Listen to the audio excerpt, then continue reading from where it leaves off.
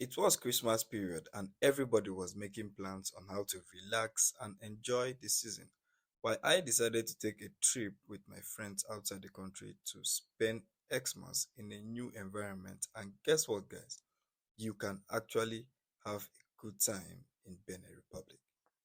Hello guys, today we are traveling to Benin Republic, Cotonou to be precise, and I have with me some friends and some subscribers, and here they are. This is Princess. Hello. Princess, she's a friend I met in the Europe, but she schools in Ibadan. She's a graduate though. She's a graduate. And this is my old friend. We are traveling together. And this is my friend also. This is my friend Arch, David. Please, what's her name?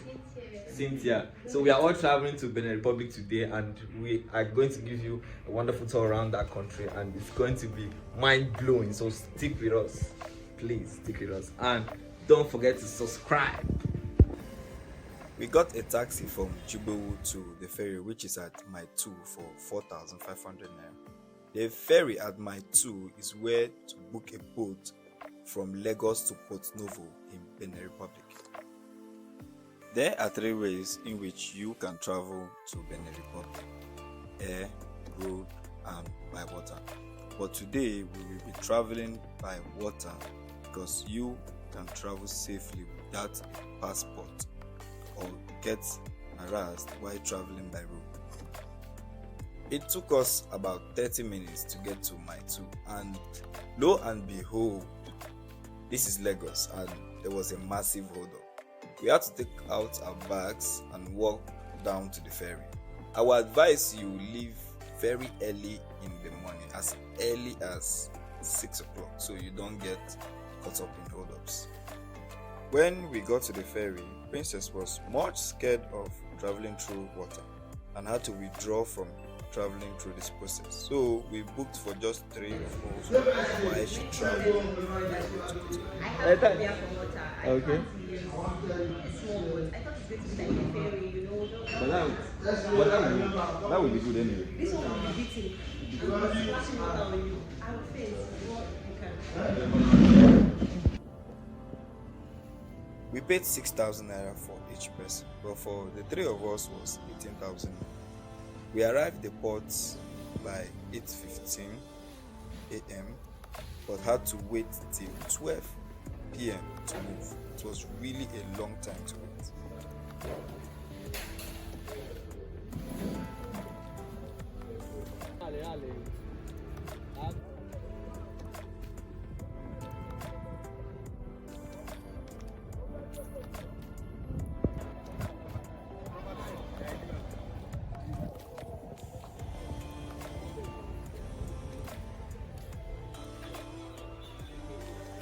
Finally, it was time to move, and honestly, it was a fast move. If you have not traveled by water before, I think it might be a little bit scary for you.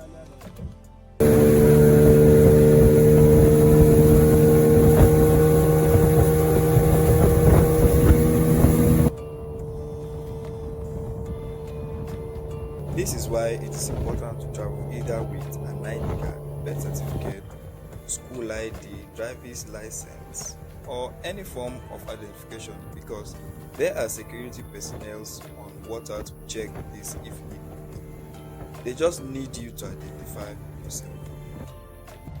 This journey on water took us about 3 hours because there are drop points for people going to other locations, which is not portnovo, including the checkpoints on the water by the security officers.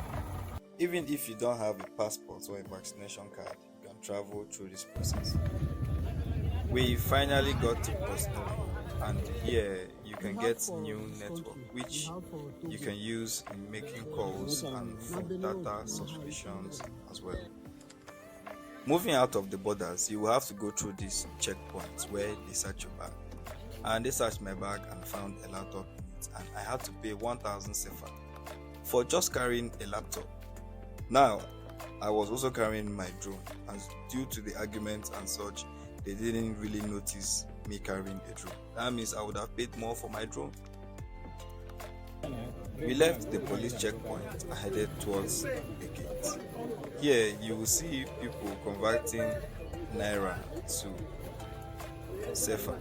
So it's advisable for you to convert to naira to sefa here. Or even if you don't do it here, there is a place in Cotonou, and I will be dropping the video if you need them.